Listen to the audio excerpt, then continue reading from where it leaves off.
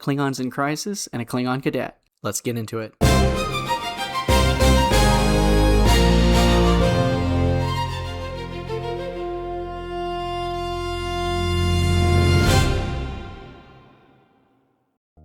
Welcome back to Trek Level, where we look at what works and what doesn't, without being a shill, but without totally hating on the show. Episode 5 of Star Trek Starfleet Academy is titled Series Acclimation Mil.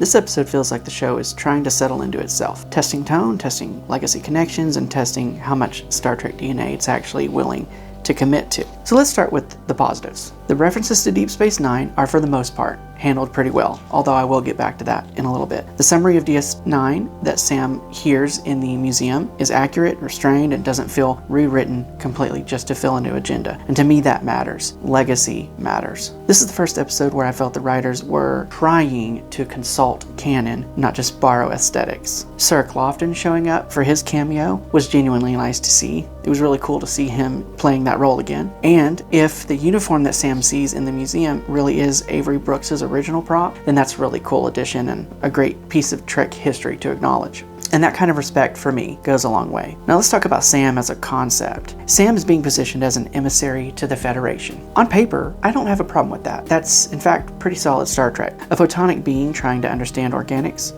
serve as a bridge between civilizations, and wrestle with autonomy versus obligation, that's fertile ground. And the episode does something important. It acknowledges that Sam herself isn't finished yet. She still has a lot of learning and growing to do, and that in and of itself I don't have a problem with. I also think that Chancellor Ake's advice, telling Sam that she hasn't worked through her own lived experience yet, is actually good, and I think it's very Star Trek. It's one of the few moments where the mentorship feels earned instead of just purely quirky, just for the sake of quirkiness. I also like that Jake Sisko's backstory gets fleshed out a little bit, and I think that works well. It does add some emotional texture about what Jake went through after Sisko went to be with the Prophets, and it doesn't necessarily drag the episode down doing it. I have mixed feelings on the Dax reveal. A Cardassian Trill hybrid, that's genuinely surprising, and honestly, I don't mind it. You know, the idea that a Trill symbiont could join with a being that's not fully Trill has been explored before, and so there's no reason why it couldn't potentially work. Some other commentators have complained about how actress Tawny Newsome wrote herself into the show and that seemed like a narcissistic move. I personally am not too bothered by that. I don't know that it's necessarily any more narcissistic than any other actor jumping at the chance to find a part in Star Trek. So I don't blame her for that. Now let's talk about the practice dinner scene. We have that B plot where Kelrick is trying to prepare for a banquet with the visiting ambassador. In that scene, there are some pretty solid character beats. Holly Hunter's performance in particular, at least to me, was pretty impressive, especially the intentionally snooty accent that she put on when she was playing the ambassador. Honestly, I thought that her acting chops in this scene were pretty decent. That snooty accent somehow didn't sound like she was talking out of the side of her mouth like her normal speaking voice does. It's controlled, deliberate, and it shows some range on Holly Hunter's part, so I thought that was pretty cool. Now, the problems. The story logic behind Sam's people, the photonics of Cask. If Sam's people are so weary of organics due to past exploitation, why would they send their least experienced representative as an emissary?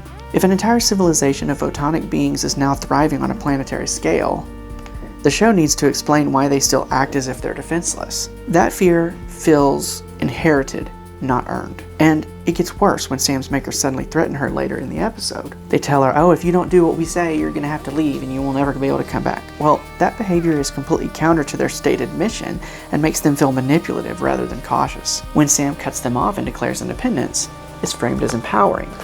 But it also feels oddly dismissive of her people and her role, so it just comes across to me as a little bit disrespectful. Liberation without dialogue, to me, isn't growth, it's avoidance. You know, the Bajoran elements are where this episode stumbles the hardest, I think. Sam's behavior in the Bajoran club comes across as deeply disrespectful to me, and while the show frames this as ignorance, it does her character a disservice. An emissary should be observant, not careless. The use of the Bajoran orb in the museum is even worse. Orbs are sacred religious artifacts, not interactive props.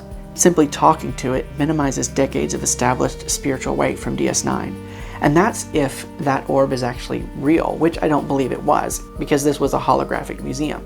Well, if it's holographic, then it makes no sense that Sam is trying to use it anyway, because she should know it's not real. Now, these aren't nitpicks, it's just they're tonal misunderstandings that really cause things to to get a little bit muddled. I also think that this episode continues to struggle badly with tone management. Caleb is trying to reprogram Sam so she can experience what it's like to be drunk. To me, that scene just goes on too long and becomes uncomfortable instead of funny. The subplot with the War College is painfully cringe, including that long fart from the fish. And yes, the digital dean, played by Stephen Colbert, talking about morning wood. This is just too juvenile for Star Trek. Back to the dinner scene. You know, when Kilrick gets frustrated and angry at everyone for not taking this seriously, to me, he's completely justified. He's preparing for something meaningful and very important, and the episode keeps treating it like a punchline, like he's the one that has to be humiliated, when in fact he's desperately trying to do a good job at his job. And then there's Chancellor Ake. I'm trying really hard to like this captain, but she's just so weird. Her reconciliation with Kelrick, for example, lying on the couch with her head against his thigh, scooting back